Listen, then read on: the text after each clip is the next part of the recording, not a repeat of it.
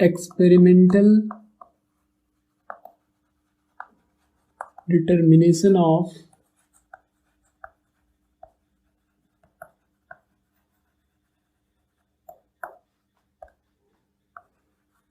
specific heat capacity.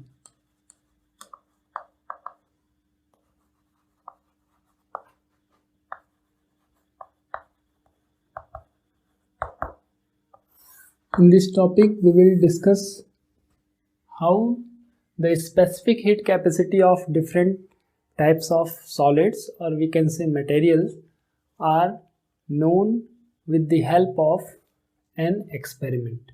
Okay, so first of all, let us know about the apparatus which is used to predict the value of specific heat capacity.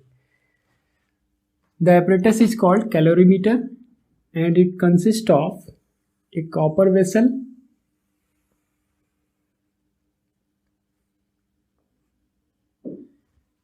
so in calorimeter we have number 1 a copper vessel,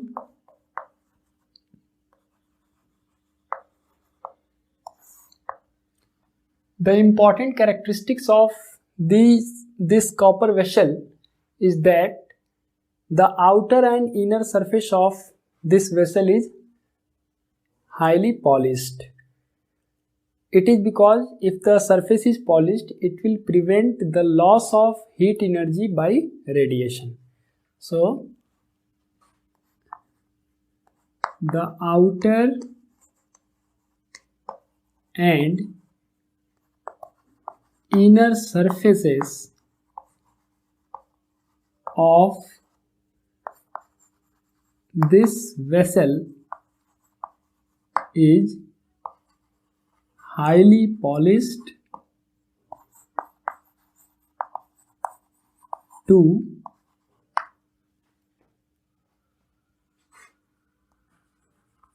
reduce the heat loss due to radiation.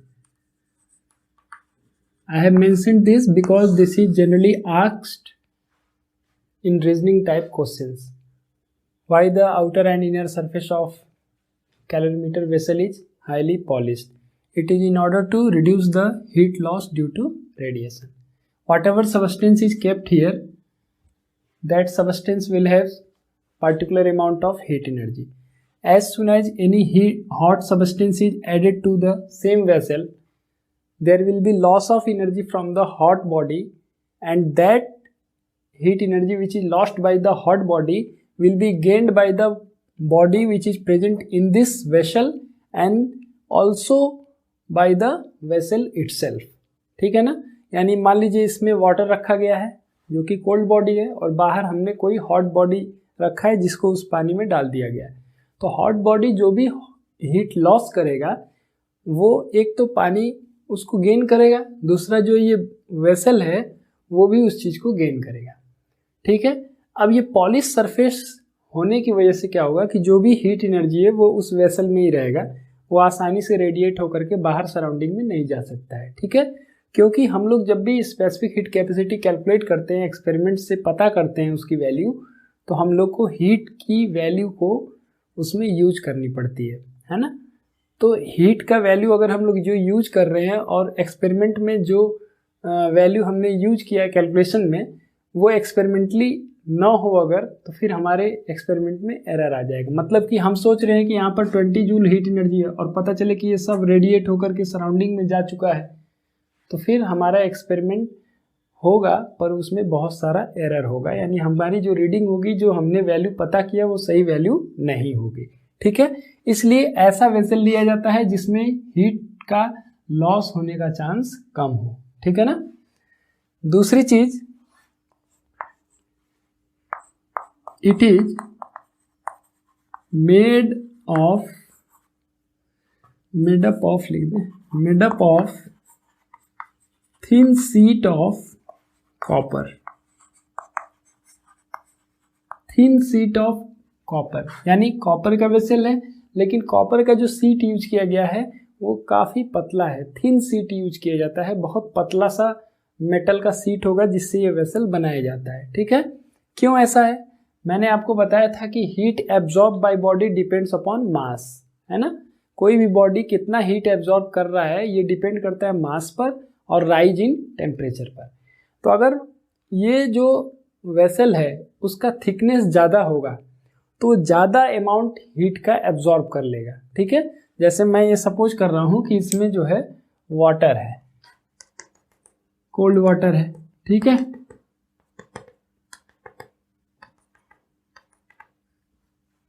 अब बाहर से कोई hot solid इसमें add किया गया।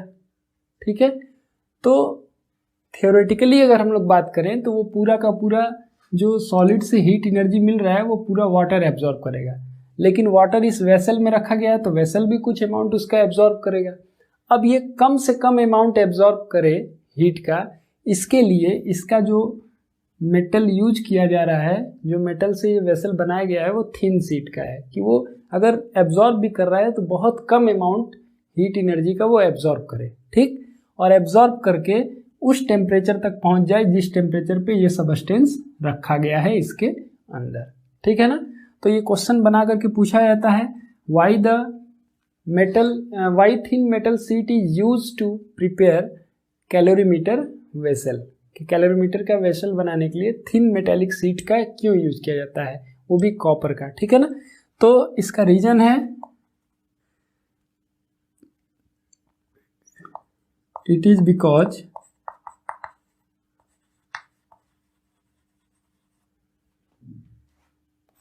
if it is thin it will easily attain the temperature of its content, जो इसमें रखा गया सामान, जो भी मैटर रखा गया है उसका टेम्परेचर ये वेसल आसानी से अटेन कर लेगा bye absorbing negligible amount of heat, negligible amount of heat, so it will reduce experimental error। जो एक्सपेरिमेंट में एरर हो सकता था, अगर ज़्यादा अमाउंट हीट का एब्जॉर्ब कर लेता तो एरर हो सकता था हमारे एक्सपेरिमेंट में, तो उसको प्रिवेंट करने के लिए थिन मेटेलिक सीट का वेसल बनाया जाता है। ठीक है, उसके बाद इसमें क्या होता है, एक वुडन वेसल होता है। ठीक है, इस वुडन वेसल के अंदर ही कॉपर वेसल को रखा जाता है। यह आपका हो गया कॉपर वेसल और ये क्या है, वुडन वेसल। और वुडन वेसल और कॉपर वेसल के बीच में इंसुलेटर सबस्टेंस वूल या फिर एस्बेस्टस भर दिया जाता है। ठीक है ना, यानी वूल और एस्बेस्टस। अब वूल या एस्बेस्टस रखने से क्या होगा, they are bad conductor of heat, so they will not let any heat radiation to escape out of the vessel। ठीक है ना, कि बाय द वे मेटल होने की वजह से थोड़ा बहुत हीट एनर्जी अगर ये एब्जॉर्ब करे और वो जाने का भी चांस हो तो ये बीच में इंसुलेटर सबस्टेंस जो कि बैड कंडक्टर है हीट का, वैसा सबस्टेंस यहाँ रख देने से क्या होगा कि जो भी हीट रेडिएशन है वो बाहर नहीं जा पाएगा, वो इसी में रहेगा। ठीक है, और इस पूरे वेसल के ऊपर ये वुडन वेसल का ही लीड लगा होता है जिसमें दो ओपनिंग्स होंगे। ठीक है, पहला ओपनिंग होता है कॉपर स्टीरर के लिए, कॉपर के वायर का ही बना हुआ है स्टीरर होता है जिससे इसको हिलाया जा सकता है, इसमें जो भी सबस्टेंस रखा गया है, लिक्विड रखा गया है उसको। और एक यहाँ पर थर्मामीटर लगा होता है and this thermometer is very sensitive, यानी थोड़ा भी टेम्परेचर में चेंजिंग आएगी उसको ये मेजर कर सकता है। ठीक, और ये थर्मामीटर को इस पोजीशन में रखने के लिए यहाँ पर एक स्टैंड होता है। ठीक है ना, ये स्टैंड होता है जिससे ये जुड़ा होता है। So this is the figure of calorimeter. ठीक है, तो आप समझ गए होंगे कि इसके चीफ कॉन्स्टिट्यूएंट्स क्या क्या हैं, और ये क्वेश्चन पॉइंट हैं जो मैंने यहाँ पर डिस्कस किया है। ठीक है ना। अच्छा, अब कैलोरीमीटर से कैसे हम लोग स्पेसिफिक हीट कैपेसिटी की वैल्यू पता करते हैं किसी सबस्टेंस का। ठीक है, तो देखिए, इससे पहले हम लोग को जानना होगा principle of calorimeter.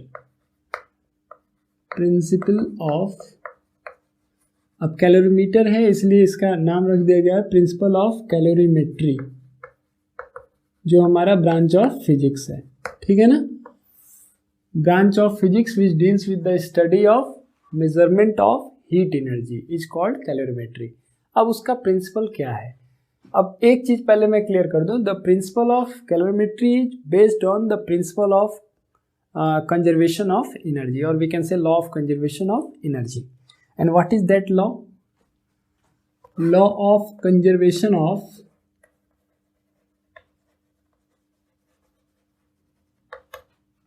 energy states that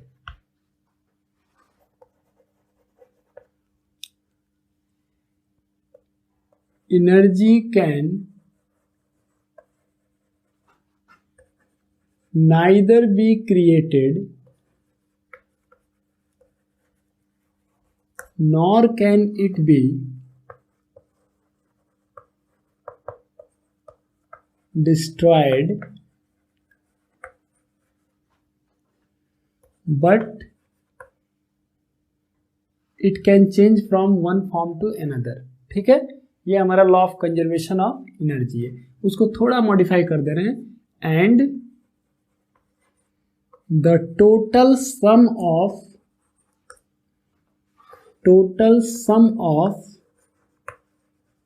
energy for a system is constant। मतलब क्या हुआ कि एनर्जी को न तो क्रिएट कर सकते हैं न तो डिस्ट्रॉय कर सकते हैं। ठीक है, वो एक फॉर्म से दूसरे फॉर्म में चेंज हो सकता है, लेकिन ना तो क्रिएट हो सकता है ना तो डिस्ट्रॉय हो सकता है। इसका एक मीनिंग ये निकल रहा है कि जब क्रिएट भी नहीं हो सकता है, डिस्ट्रॉय भी नहीं हो सकता है, तो इसका मतलब किसी सिस्टम की अगर हम लोग बात करें, जो भी हमारा एक्सपेरिमेंटल सेटअप है उसकी बात करें अगर हम लोग, तो उसमें जो टोटल एनर्जी होगी वो हमेशा कांस्टेंट होगी। भले ही एक बॉडी से दूसरे बॉडी को वो एनर्जी मिल जाए या दूसरे बॉडी से पहले बॉडी को एनर्जी मिल जाए, लेकिन टोटल जो वैल्यू होगी एनर्जी की वो हमेशा क्या होगी, कांस्टेंट होगी। ठीक है, तो इसलिए अगर कोई बॉडी हीट लॉस कर रहा है तो जाहिर सी बात है कि दूसरा बॉडी उस हीट को गेन करेगा। ठीक है, और ये मैंने आपको बताया था कि जो बॉडी हायर टेम्परेचर पर होता है उससे हीट का लॉस होता है, और जो बॉडी लोअर टेम्परेचर पर होता है वो क्या करता है, हीट गेन करता है। ठीक है ना, क्योंकि हीट का जो फ्लो है हायर टेम्परेचर से लोअर टेम्परेचर की तरफ होता है। ठीक है, तो ये जो लॉ है, law of conservation of energy, इसी को मॉडिफाई करके प्रिंसिपल ऑफ कैलोरीमेट्री दिया गया है। अब प्रिंसिपल ऑफ कैलोरीमेट्री क्या है? Principal of calorimetry states that क्या है, heat lost by hot body is equal to heat gained by cold body। यानी जितना हीट लॉस होगा उतना ही हीट गेन किया जाएगा, जिससे कि टोटल एनर्जी की वैल्यू हमेशा क्या रहेगी, कांस्टेंट रहेगी। ठीक है ना, शॉर्ट में अगर हम लोग लिखना चाहें तो ऐसे लिख सकते हैं, heat lost is equal to heat gained. ठीक है, heat energy lost by hot body is equal to heat energy gained by cold body. This statement is called principle of calorimetry. ठीक है। अच्छा, एक्सपेरिमेंट में किया क्या जाता है? एक्सपेरिमेंट में जो एपरेटस है ये सामने आपको दिख रहा है। ठीक है। बस एक्सपेरिमेंट शुरू करने से पहले हम लोग को इस कैलोरीमेट्री वेसल का मास मेजर कर लेना होगा। ठीक है ना। और मास मेजर करते समय स्टीरर के साथ उसका मास हम लोग मेजर करते हैं, क्योंकि आप देखेंगे कि एक्सपेरिमेंट के दौरान ये स्टीरर हमेशा उसमें रहता है। स्टीरर इसलिए यूज किया जाता है कि उससे यूनिफॉर्म टेम्परेचर मेंटेन रहेगा, पूरे वाटर का टेम्परेचर एक यूनिफॉर्म टेम्परेचर वैल्यू मेंटेन रहेगा। ठीक है। अब एक्सपेरिमेंट की शुरुआत कैसे की जाती है कि पहले हम लोग इनिशियल टेम्परेचर इसमें रिकॉर्ड कर लेते हैं कि ये जो सब्सटेंस कैलोरीमेट्री में रखा हुआ है, मान लीजिए कोल्ड वाटर है, तो इसका इनिशियल टेम्परेचर कितना है वो हम लोग रिकॉर्ड कर लेते हैं। ठीक है। एक टेबल के फॉर्म में मैं आपको ये बता दूं।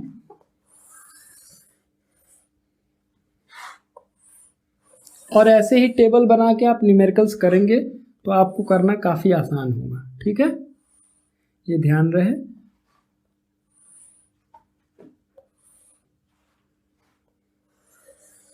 बहुत ही इजी कॉन्सेप्ट है और बहुत ही इम्पॉर्टेंट भी है, क्योंकि एग्जामिनेशन में इस टॉपिक से जरूर क्वेश्चन पूछा जाता है, प्रिंसिपल ऑफ कैलोरीमेट्री से। ठीक है। देखिए यहाँ पर हम लोग को नोट करना है सब्सटेंस, जो भी हमारा सब्सटेंस होगा। ठीक है। फिर यहाँ पर उसका मास हो जाएगा, जो भी मास है। फिर स्पेसिफिक हीट कैपेसिटी हो जाएगा बॉडी का, और फिर initial temperature theta initial, theta final. और फाइनल और इनिशियल टेम्परेचर अगर आपको पता चल जाएगा तो आप आसानी से राइज और फॉल भी निकाल सकते हैं। मैंने आपको ये भी बता दिया था कि थीटा राइज या थीटा फॉल कैसे निकाला जाता है, थीटा राइज और थीटा फॉल।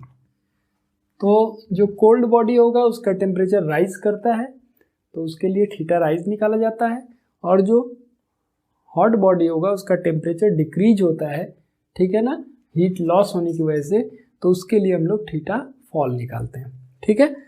जैसे यहाँ पर हम लोग सपोज कर लेते हैं कि कोई एक सॉलिड है जो हॉट बॉडी है, और यहाँ पर ये सॉलिड हमारा हॉट बॉडी हो गया। ठीक है। और इसको इसमें ऐड किया जाएगा, तो ऐड करने से पहले हम लोग को उसका भी मास कैलकुलेट कर लेना होगा। यानी कि सिंपली अगर हम लोग देखें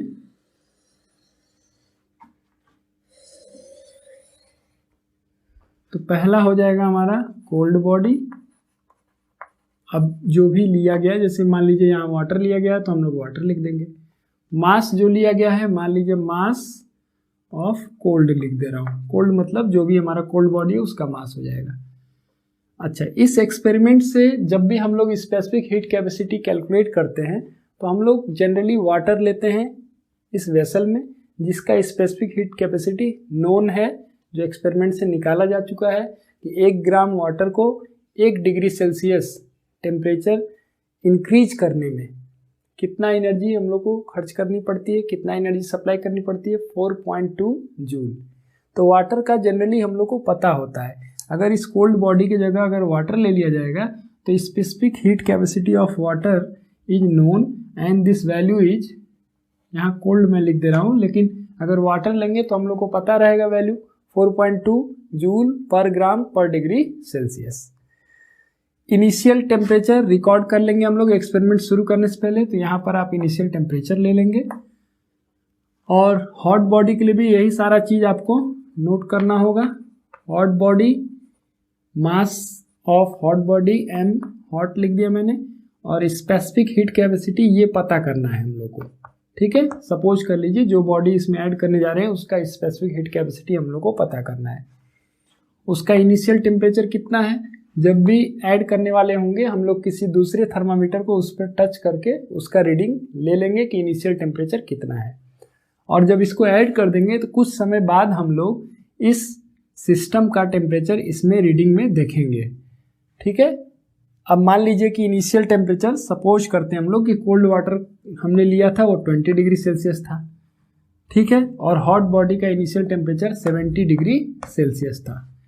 कुछ समय बाद जबकि थर्मल इक्विलिब्रियम स्टेब्लिश हो गया, मतलब कि अब हीट एनर्जी का ट्रांसफर होना बंद हो गया, यानी जो बॉडी ऐड किया गया हॉट बॉडी और वाटर दोनों का टेम्परेचर सेम हो गया।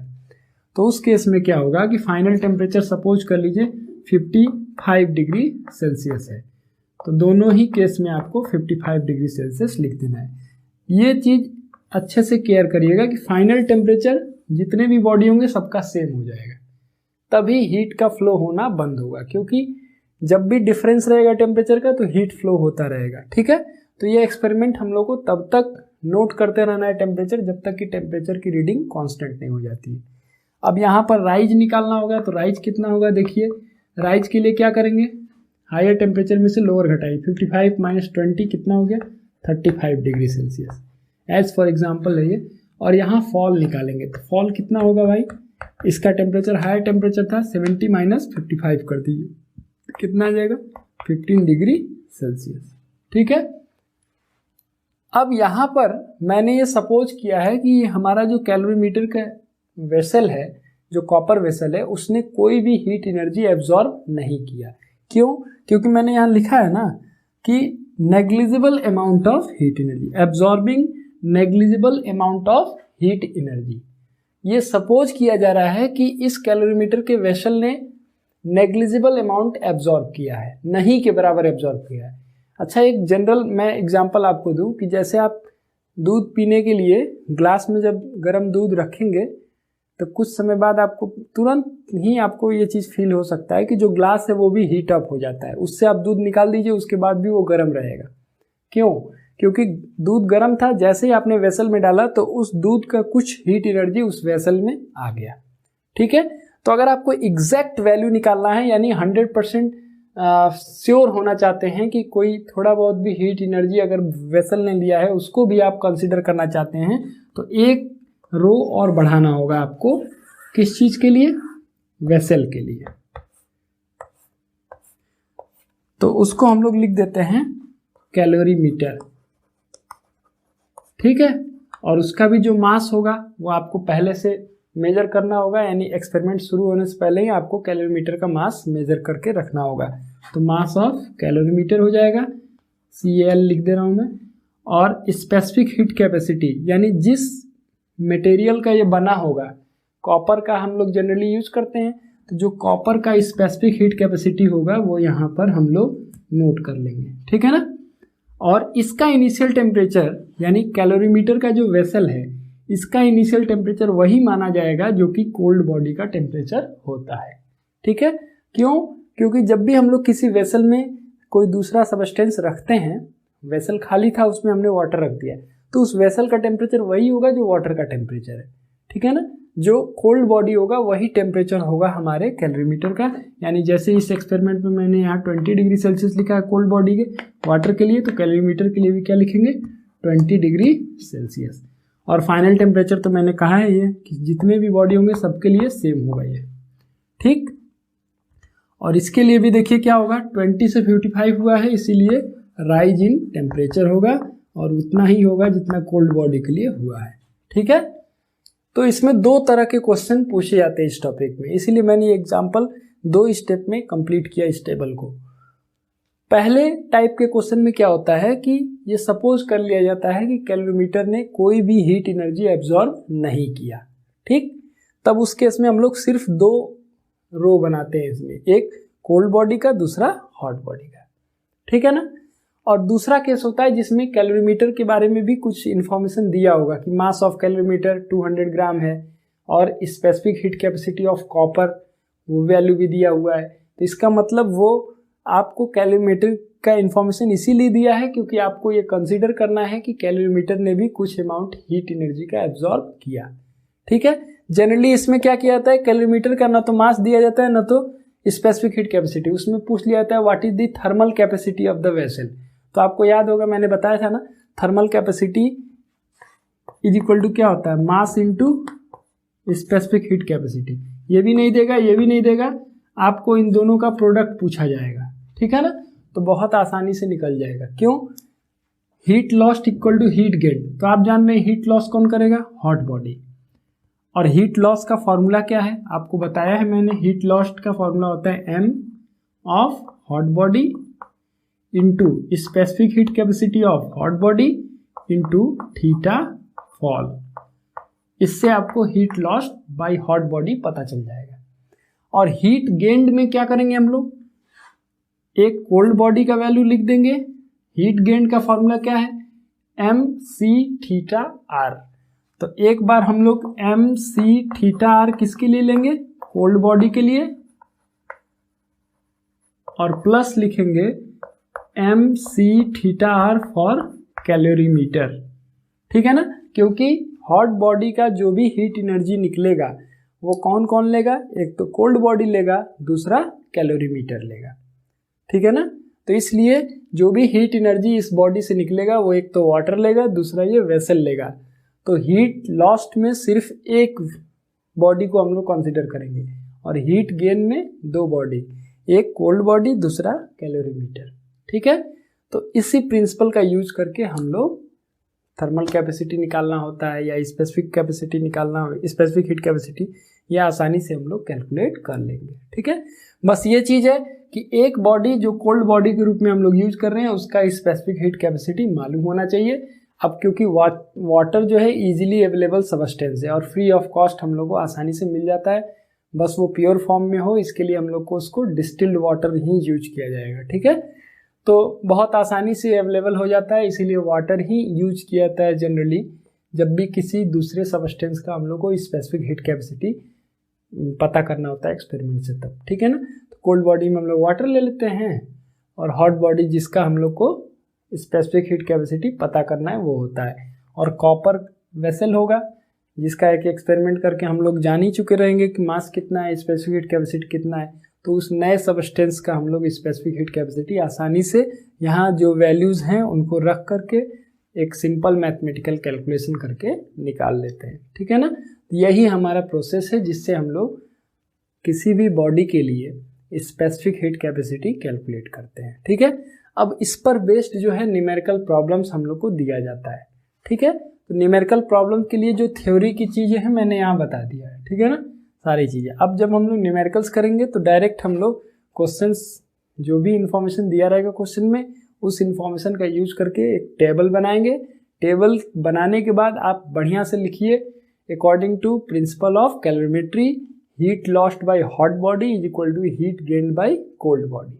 उसके बाद आप 2-3 स्टेप का आपका सॉल्यूशन होगा, उसके बाद आपको आसानी से आंसर मिल जाएगा। और बहुत ही अच्छा इंप्रेशन बनता है जब बच्चे सिस्टमेटिक वे में टेबल बना करके क्वेश्चन को सॉल्व करते हैं। ठीक है ना, अब जनरली रैंडमली करेंगे तो गलत होने का भी चांस होता है और देखने में भी बढ़िया नहीं लगेगा, इसीलिए टेबल बना करके सिस्टमेटिक वे में हम लोग क्वेश्चन को सॉल्व करेंगे। ठीक है ना, अब हम लोग इस टॉपिक के बाद क्वेश्चंस न्यूमेरिकल प्रॉब्लम्स जो है उसको सॉल्व करके देखेंगे कि क्या हम लोग जो सीखे हैं उसको अप्लाई कर पा रहे हैं कि नहीं कर पा रहे हैं। ठीक है ना, ओके।